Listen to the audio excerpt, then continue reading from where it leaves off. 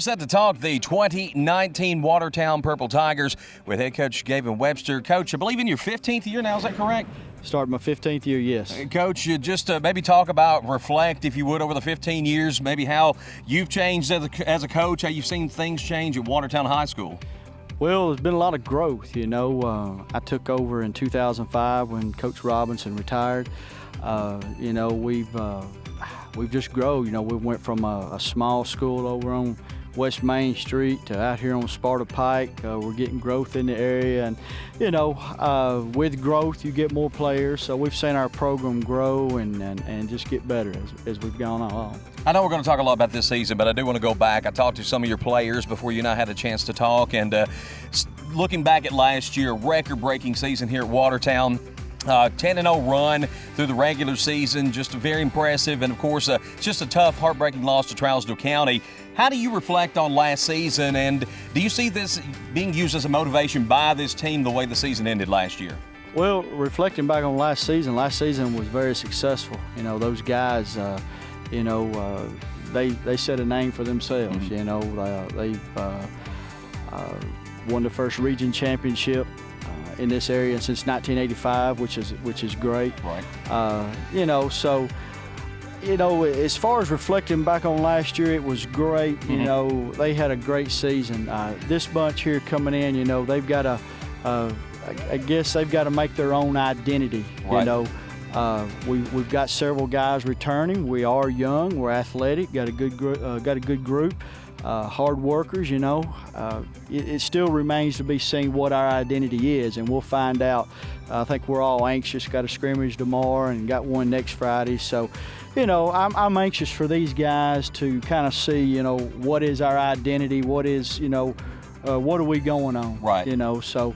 We coach three things all the time, and that's effort, attitude, and be coachable. And if you can do those three things, you're going to have success. You know, we don't talk about wins, don't talk about losses. You know, if you do the little things right, you know, all that stuff will come. Coach, you had some great leaders on the field last year, and who stepped up in those leadership roles this year, both vocally in the locker room and out on the field as well? Well, you know, we've got a good group of seniors coming back. Got 12 seniors, you know, and I think they've all really trying to take that leadership role. Mm-hmm. You know, they're all, and I just don't want to name out just one, but right. we've got 12, we got about 8 that's been with us for a while. You know, so they're all trying to step up. They know they need to be vocal. Mm-hmm. They know we need good leaders.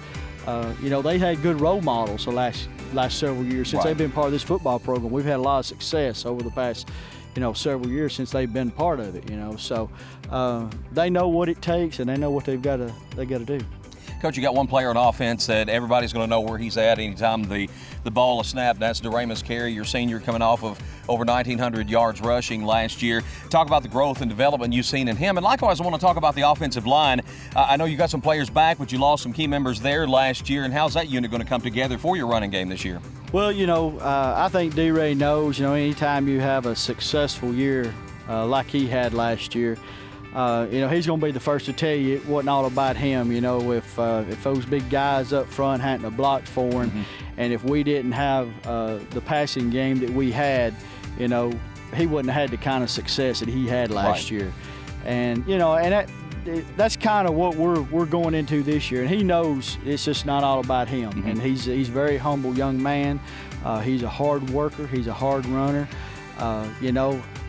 This offensive line we got coming back, I feel very good about it. Now all remains we got to stay healthy. That's like anybody else. We got to stay healthy, and we got to have guys to step up for us to be successful. But hey, I feel very confident in those men and those young men up front in front of him. And plus we got some very good skill out there. So I'm excited for these young men. Mm-hmm. I'm just excited to see where we're at, and it's going to all be here, 3 weeks from tomorrow? 3 weeks from tomorrow, yeah. 3 weeks from tomorrow. Right here on top of us. Yeah. I know you had a quarterback battle going in spring. You lost Bryce Webster, your son, and Heath Price. Both took the majority of the snaps last year. Talk about the quarterback battle and who stepped up in that so far. Well, we got 3 young men that have been competing for that. You got Braden Cousineau, Isaac Finch, and Brandon Watts. They all They all do good things, you know. You got 2 juniors there, and Finch and Watts, and sophomore and Cousineau. You know, we're still, you know, Cousineau's getting most of the reps right now. They all split a little time back there because we don't want to ever get caught in just having one quarterback and having a scramble. So we're going to continue working all 3 of them and, you know, kind of see where we're at when it comes around August 23rd. Coach, looking at the defensive side of the ball, last year a lot of folks talked about the offense putting up nearly 50 points per game, but likewise your defense gave up only, I believe, 11 points per game through the regular season.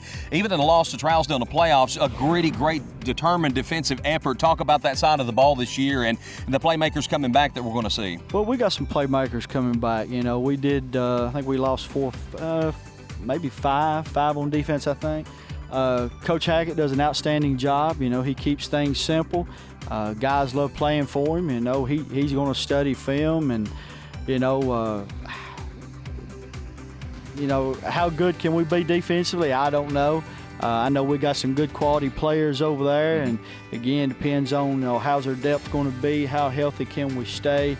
You know, that remains to be seen. But you know, he does an outstanding job, and the guys he's got over on defense right now, they're working hard, and they're working hard to be as good as we were last year. And you know, we'll just kind of see where we're at. You brought the word depth up. I want to talk about that. Are we going to see a lot of players playing 2 ways for you this year? Or do you have that luxury of the quality depth where you won't have that problem quite as much? Well, we'll probably see more guys playing both sides of the ball. Now, we're trying to create depth. We're trying to get some of those young guys ready, and that's kind of how it always is this time of year. You know, you're trying to create depth, you know, whether it's week 1, week 4, or week 8. You know, you're hoping to have some more guys ready. So we'll just kind of see, and we play it, or we take it day by day, and hopefully we're just, you know, we're constantly trying to create depth.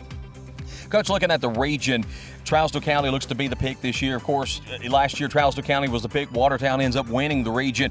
But looking down top to bottom, it looks like maybe most teams have a little more experience coming back this year. It looks like maybe top to bottom that the region could be a bit more competitive, a little more balanced. Do you see it that way? Yeah, I do. You know, I still think Trousdale's a top dog to beat. You know, they got a lot of players coming back, and I think they're going to be the top ones. But as far as, you know, everybody else, you know, I think everybody else has got quality coaches, got a lot of players coming back. So I do see, you know, schedule being tougher. You know, as far as region-wise goes. You know, it's just going to be a competitive every Friday night. Even mentioning that, on top of that, your non-region, pretty tough too. You've got 4A Nolensville, you got 4A DeKalb County, you got 4A White House. You're playing 3A Upperman, who a lot of people feel like can go deep in the playoffs there. Very daunting non-region schedule, along with what should be more competitive. You got to feel like it's going to help your team come postseason time playing tough games like that. I do. You know, we got to looking into this, and after the season was over with, about, you know, who we're going to play and who we're not going to play. You know, had a team to drop us, and so we had to find somebody, and then we kind of, you know, was evaluating everybody else. And, you know, I like the challenge. You know, I think we can be very competitive. You know, we might scratch out some wins there, but my main focus is, you know, it's going to help us when postseason comes around. Right. You know, so that was kind of my approach on it. I've done this thing for a while now, and I've played non-region not so competitive, and then when postseason come around, it hurts us. So, you know, I think our guys are mature enough, and they know what's at stake each Friday night, and they know, you know, when you step on that field, you got to play ball, and anything can happen. Coach, we'll wrap it up with a look. Week 1, of course, Gordonsville on the schedule. You guys played each other, I believe, going all the way back to at least the mid-'70s every year. Talk a little bit about that game, and maybe most importantly, some things you're still looking, you got to get shored up in these next 3 weeks before you hit the Friday night lights for real. Well, you know, we got Gordonsville here, opening up with them on August 23rd. You know, there's a lot of history going back there for many, many years. It's one of those games that it's great for both communities. We want to play it, and you know, we'll continue playing that game. You know, they always bring a great atmosphere. They bring a great crowd. Coach Clemens and his staff, I got utmost respect for him and their staff. You know, they're working towards getting that program where it needs to be. Right. And they're doing a good job getting there. You know, they got numbers, you know, so it's going to be a great atmosphere over here on August 23rd, you know, and hopefully We got a big crowd here, and it's just, as usual, it's going to be a good, hard-fought football game. All right. Well, Coach, we appreciate the time today. And, folks, of course, you can see Watertown throughout the season on DTC3, but come on out on the Friday Night Lights. I'll tell you what, you won't find better facilities. Coach, y'all got it great here, and it's a great atmosphere each and every Friday night. Wish you luck throughout the course of the season. All right. Thank you, Tom. Coach Gavin Webster joining us as we review Watertown football for the 2019 season.